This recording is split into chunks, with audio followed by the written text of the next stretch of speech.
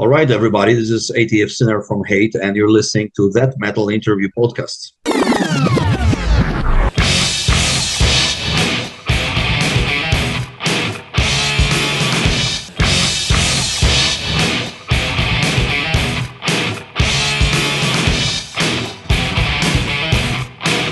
That Metal Interview. Okay, so first of all, where are you? What part of the planet are you at? I'm in Eastern Europe, Warsaw, Poland, right now. Oh, nice. Oh, Poland. Okay. How's the weather up there? Well, it's pretty cloudy today, yet it's quite warm. So it looks like it's getting warmer, and yeah, probably we'll have spring in full blown in just a few days. Let's start with your name, Adam the First Sinner. How did you get that name? Yes, it's ATF Sinner from Hate. I'm a guitarist and vocalist, and a frontman of the band. How about the name Perun V? What does that mean? Perun V is Perun Varpulis is it's let's say name of one of the major pagan gods from Slavic mythology that was revered by the archaic Slavs, before Christianity, here in the western part of the Slavic world, where I come from. So this is a name that I use recently quite a lot, especially that I refer very much to the Slavic mythology throughout the lyrics on this album and the previous albums as well. I've been doing this for a few years now, I think, and that's where the name comes from. Okay, so how about your very first steps in the music business, Adam? How did you start? Where did you pick up an instrument, or what made you get into metal? Well, it was many years ago, right after the Iron Curtain fell. So it was the beginning of the 90s, and then I decided to found a band, my own band, and the band didn't function under the name of Hate at the beginning, but a year or 2 years later, we already used the name Hate. So it's, as you see, it's been a long journey and a long story. And yes, and guitar was very natural instrument of choice for me, and vocal was also something that I wanted to do since the very beginning, since I remember. So I've been doing it. I've been doing this for all this time since the beginning of 90s. Mm-hmm. So, who was your inspiration for the vocals? Who do you look up to?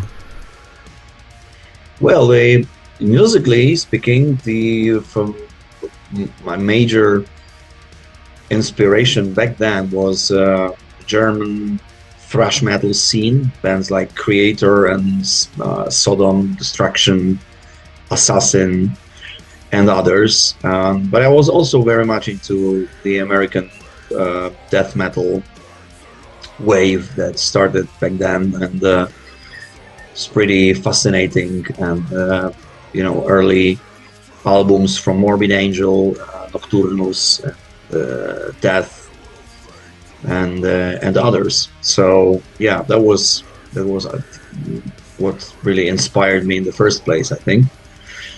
But then I was looking for my own ways of expression and my own sound and technique, how to use my voice, and it has evolved quite much since the beginning, I think, and it sounds quite different now than back then in the 90s, or even at the beginning of the 2000s. But but yeah, it's still evolving, I believe. And but I'm trying to, get across the feelings and the atmosphere and the message to, using the voice. So you need quite a lot of diversity, and also some contrasts in the music, which I do using my voice, but also having guest vocalist on this new album, which is a female vocal by Eliza Saharczuk, a Polish vocalist who joined us on this album in quite a few songs, and she sings some selected phrases from Greek mythology, and she does it in Greek because she used to live in Greece for some years, and she speaks perfect Greek. So I decided to use the opportunity and ask her to do the vocals in Greek. And together we selected some parts from the classic Greek mythology literature from Aeschylus. So the phrases that fit in the songs and fit in the particular fragments of the songs, and it sounds great to me, to my ear at least. So yeah, it's a great collaboration. Is she the only guest vocalist? She's the only guest vocalist, but there's one more person in this extended lineup, let's say, and his name is Michał Staczkun, and is a good friend of mine. Like, we've been working together for samples and orchestrations and other types of synthetic sounds for quite a long time, since 2010, from the album Erebos, and in 2010. So yeah, there's been quite a big input from him on the album as well. Although we work on these elements together, his role is really big and important here. Yeah. Okay, so the album title, Bellum Regis, is that the correct pronunciation? Yeah, it's Bellum Regis. It's Latin, and translated into English, it's War of Kings or War of Royals, and it refers to our specious lust for power and glory, the wealth.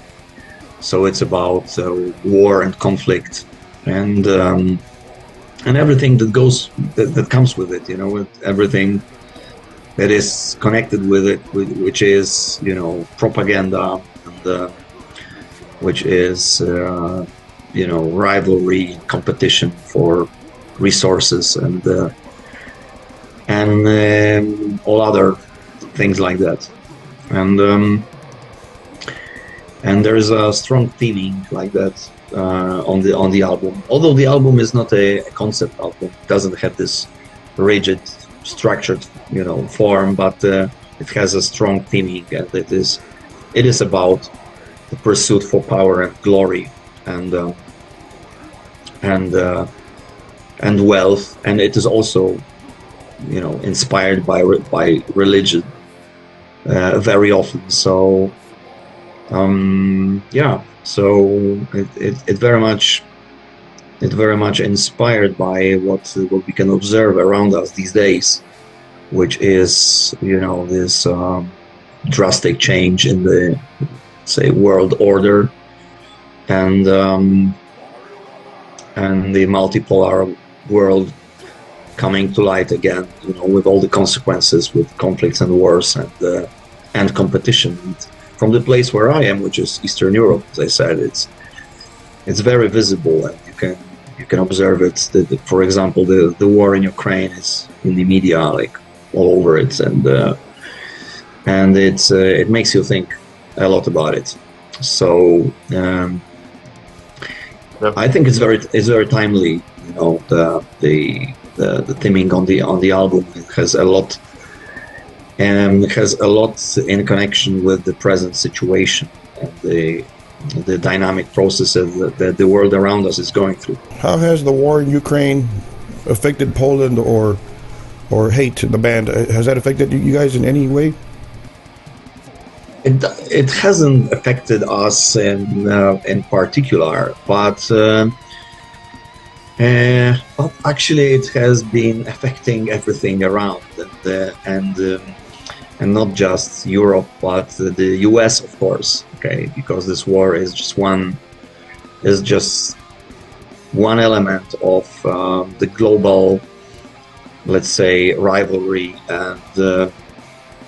and competition between the superpowers, and the US is of course involved in this, together with China, together with other, countries that are simply taking part in this pursuit for domination. And the war in Ukraine is just one of the results of this global rivalry, and it's the first but not the last for sure. I mean, it's just the beginning of the world order crushing down. That's at least my view on it. Are you the main lyricist, or the other guys in the band help you out, or? I'm the main lyricist, yeah, but also I worked on the lyrics with a friend of mine whose name is Benek Astrahan. He's a lyricist and poet as well. So yeah, he helped me out tremendously with the lyrics, with using the proper phrases here and there. But the general ideas and most of the of the lyrical concept on the album that comes from me. How about the album title? Who came up with that title, Bellum Regis? Bellum Regis, I think it was Benek's idea, a friend of mine idea. I mean, he just we were talking about something else, and this name came up, in the discussion, and I simply caught this name, and I thought it's a great name, and it appeals to me a lot, and I would like to use it as a title of the song. That was the initial idea, but then I developed it into more complex, collection of songs, which became an album at the end, and yeah. I think it's a great title for this album and for the message that it conveys. And if you look at the album's cover, on the album cover there's a king, like yeah, I saw that. yeah, but he is not a triumphant monarch. I'd say he's a king that has been through a lot of struggle and ordeal and competition, and this last attribute of power that he's wearing, which is his crown, that he is clinging onto, is symbolically it conveys this message that power, that there's a price for power, actually, that it costs a lot, that and not just for those who take part in this race, but for everybody around. Like, it costs a lot of suffering, a lot of blood, and a lot of struggle, and I think the album's cover conveys this message in a perfect way. I really like it, and it's been done by also a friend of ours. His name is Daniel Rosiłowicz, a great artist, by the way, and an author of a few album covers from Hate before. So yeah, we're continuing our working together with him. Very cool. So obviously, you told this guy, the artist, what you wanted on the cover, or did he just came up with this cover? Yeah, I had this idea of this weary king or tired king on the cover, but Daniel, he executed this idea in a great way. I really like the this piece of art, yeah. And yeah, it's if this big question that we try to pose on this album is, why are we as humans so much inspired by concepts like power and glory and wealth in the first place? So it's an important question, and I'm not giving any clear answers here, but it really is worth some attention from everybody, especially these days when we can see that the world is definitely changing, and something that we were used to, which is relative stability for the last 7 decades or 8 decades. It looks like it has ended, or it has been crashing down right in front of our eyes these days. So it's a big question, and it's a big issue, I think. And I would be happy if our listeners take some time and think about those things while listening to the songs, and maybe digging some of the lyrics there. Yeah.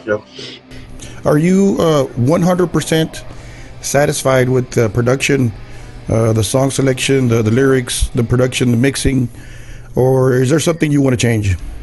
It's a very hard question for a musician if he is 100% satisfied with what he has done. Yeah. Well, from my perspective, I would say that I'm pretty satisfied with this album and with the results when it comes to sound and everything. But you're never satisfied at 100%. It's maybe 95% or something like that, but definitely not 100%. And yes, I'm really happy about working on this album with the music producer from Sweden. His name is David Castillo. He's a great guy with great experience. He's known for working with bands like Opeth, Catatonia, Carcass, Leprous, Decapitated, and many others. The list is goes on and on. It's a long list. So he, as a music producer, has great experience, and we wanted to work with him on this album because we just wanted to redefine our style and enrich the formula, so to speak. And it, since the beginning, it seemed to be quite a challenge to make it, and we needed some guidance from a producer like him with such a great background. And and I was lucky to have a meeting at him in Stockholm while we were touring Scandinavia with Vader, and we had a day off at one point, and I got his phone number and I called him. So he came up and we had a meeting like face to face, and then he invited us to his studio, and since then we had been in touch, and a year later we landed in his studio and started recording this album from the drums, and then we partly recorded it in his studio and partly in Poland, and then we did the mixes again in Stockholm with him.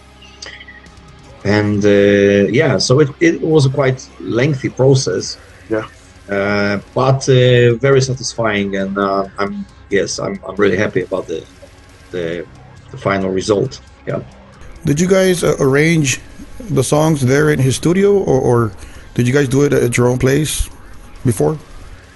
We actually had the arrangements, like I mean, most of it, like 95% probably, before we landed in the studio, and also because David wanted us to make some kind of pre-production, with as many details as possible. So we recorded the songs, and before we, like a rough mix, from the rehearsal room, something like that.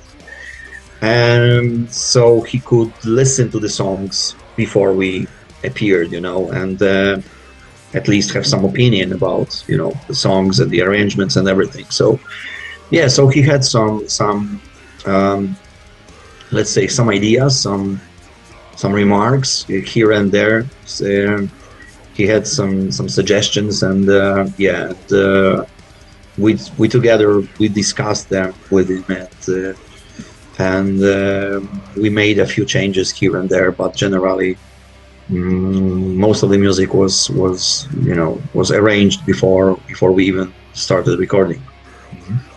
The typical question, Adam, which is your favorite track on this album? Well, I think my favorite track is probably the opening track, the Bellum Regis. Rises like a blood.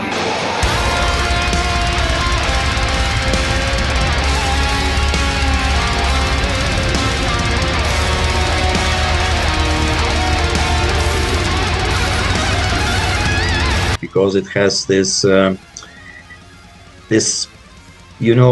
on one hand it's like punishing and crushing, and on the other hand it's rewarding. So it's like there are big contrasts in the song, and it's on one hand it can, how to put it in English, it punishes you but rewards you, at the same time, with some euphoric melody or some melancholy that is there. So it is both uplifting and crushing, depending on which part of the song you look at. And I think it's a great opener for this album, and we will definitely be playing this song on our live shows, even on this tour that starts in a week. It's a European tour, and that we do with Crisium from Brazil and Venom. Venom Nice. Venom Inc. from the UK, and it's like a full-fledged European tour with 24 shows, I think. So we'll be presenting this song and one more song from the album, entitled Iphigenia, which is also the first single. Which is the video, right?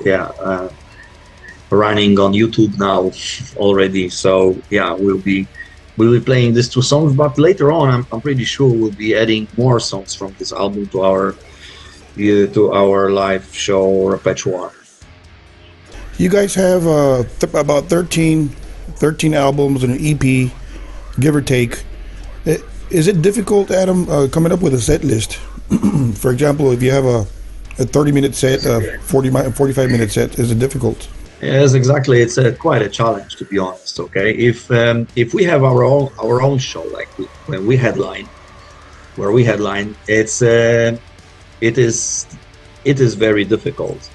Even then, when you play 1 hour, 1.5 hour show, but when you have only 45 minutes show, it's a great challenge, all right. And we very often have some discussions in the band, and even arguments.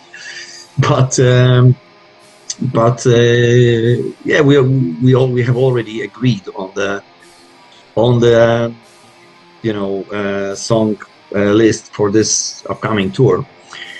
So yeah, I think that we'll be covering these new songs, and also Erebos album 2010, Auric Gates of Veles 2019, and some songs from Rugia album, which came before this one.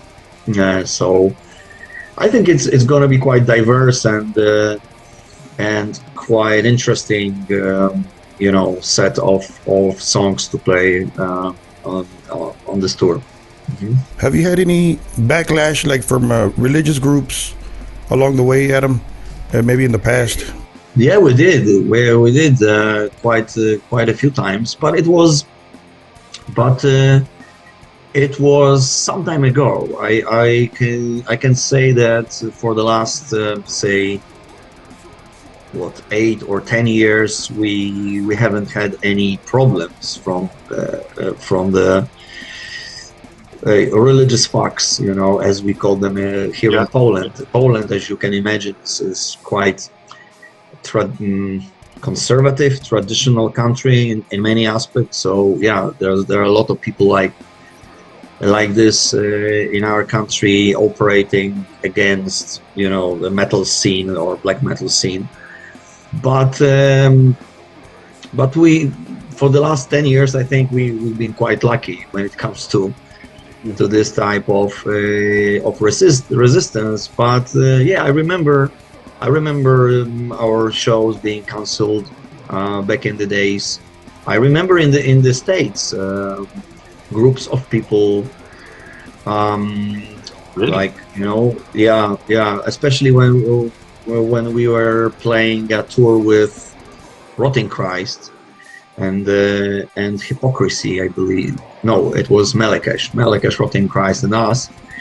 In the States, there were yes, groups of religious people, in front of the venues, quite often, in different places, in different cities, Yeah. manifesting against, this whole tour back then. But yeah, it's from my perspective, it's not a big deal, really. Yeah, but of course, we are well aware of the fact that there are people protesting or simply um, fighting against us, in this or Right. other way, of course. But yes, but we do what we do, and we don't care that much about them, to be honest. How about the face paint, Adam? Whose idea was that? It was pretty cool. You mean the face paint? We call them war paints. War paint, my bad. Yeah, because it's important for us, especially, because I mean it's for the audience as well, but for us it has some special meaning because thanks to this ritual, we simply we can focus on what we are going to do on stage way better, and we can. It's hard to explain, but it changes your mindset quite much. It really, you become someone else at one point, even, okay, or you draw energy from somewhere else. It really changes your mindset quite much, and yeah, I noticed that many years ago while doing it for the first time, and then I thought to myself that it's something that we should actually use for our own benefit, to make ourselves more focused and more, I would say, I cannot really find a good word in English. I would know how to say it in Polish, but I don't really know this English term here. But it really changes your mind in a way that you feel the power of the background that you come with on the stage. Both when it comes to the meaning and the message, and maybe something from your subconsciousness as well, something that you have in your blood, but it simply is more exposed at that point when you come up on stage. So it's important, and it's very helpful as well, and it builds some atmosphere, not just in our heads, but also around us, some kind of aura. Yeah. And it helps a lot. Yeah. That's awesome. So How about on the road, Adam? When you're on the road, do you take care of your voice, or do you not care? Does it help you when you if you drink or smoke or whatever? Does that help your voice or not? Oh, if you drink and smoke, it definitely affects your voice much, and in my case, I need to really take care of my voice quite much because it's quite an effort while on tour, especially like every day you put 100% of yourself in what you do. So yeah, definitely I don't I I barely drink alcohol these days, to be honest, and if I smoke, it's very rarely, and also I have some small pharmacy with me while on tour, just to be on the safe side, when something happens to my throat and this voice apparatus, so to speak. So it definitely calls for some caring. Yeah. Before we let you go, Adam, um, when can we expect you back in the U.S.? When can the fans expect Hate back on tour over here? Yeah, it's a great question. We now are applying for the working visas again. I think at the end of this week. I think together with a lawyer that we hired in the U.S., and we're gathering all the documents that were requested. I'm hopeful. I think that this will work this time, and if we get the working visas, we'll definitely be doing one tour this year. I can't say when exactly at this moment, but I'm pretty sure that we would come this year once, and next year for one more tour on this on this one working visa. But we need to be lucky to get the visas first, and then we'll be talking about the details with our American agent, which is Continental Touring. We've been working with for some time. Yeah, they are great guys, and they have quite a lot of offers for us. But the first thing is, to be granted this working visa, which becomes an obstacle now under Donald Trump's presidency, because some regulations have changed, and this process is more time consuming now for some reason. So yeah, we need to be very patient and just make it through somehow. Yeah, awesome. So we have Bellum Regis dropping May 2nd, Metal Blade Records, and people listening, pre-order, wait for it, and stream it and download it, right? So thank you ATF Center. Thank you for making time, and awesome chat with you, and we'll see you sometime in the future here in the US. Thanks very much, man. It's a pleasure talking to you. So yeah, sending big hello to our supporters and fans in the US. Thank you. Bellum Regis, 13th full-length album for Hate, the blackened death metal band hailing from Poland, strikes again with an awesome album full of blackened death metal for us fanatics. And we thank ATF Center frontman, vocalist for the band, and we have an awesome 9-track album for you guys, which has dropped on May 2nd of 2025, and it is available at your fingertips via streaming services, streaming formats, whichever is of your preference, of course.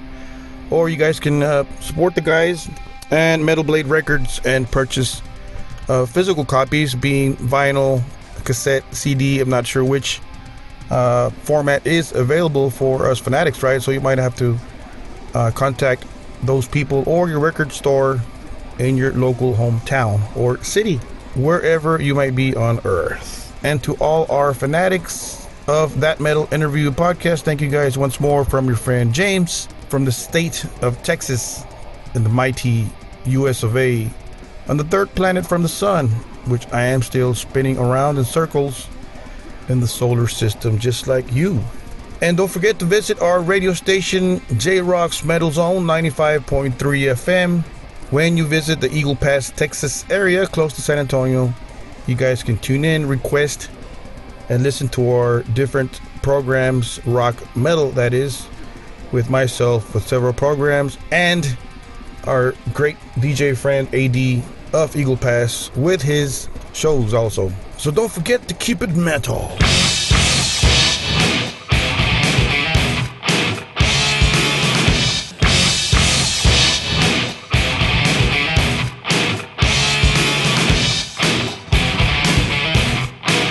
That metal interview.